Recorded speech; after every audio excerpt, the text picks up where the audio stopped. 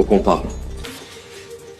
On voit de temps en temps des personnes qui disent non, l'addiction au sucre, ça n'existe pas.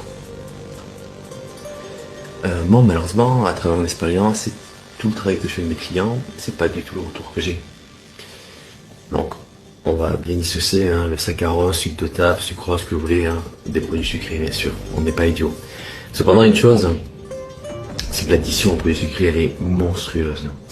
J'ai des retours, des palpitations, des fourmillements dans les jambes, des compulsions, en fait, alimentaires qui ne sont pas contrôlables, soit dans la nuit, dans la journée, de par le fait d'avoir une légère hypoglycémie, sauter sur la nourriture, une contrariété.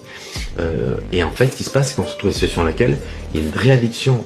C'est-à-dire que la personne va, par exemple, j'ai des clients, d'exemple concret, qui partaient la nuit, allaient acheter la nourriture, peut-être 40-50 euros dans des McDo, dans des supérettes, pour avoir des glaces, des biscuits, des gâteaux, tout ce que tu veux comme ça, des sodas.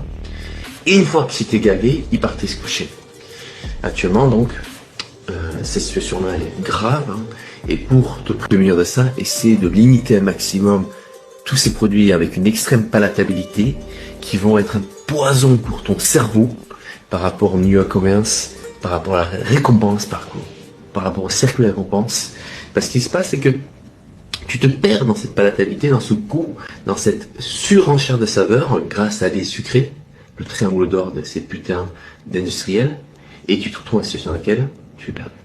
Donc, l'addiction aux produits sucrés gras salés existe bien sûr, sois attentif à ne pas rentrer là-dedans.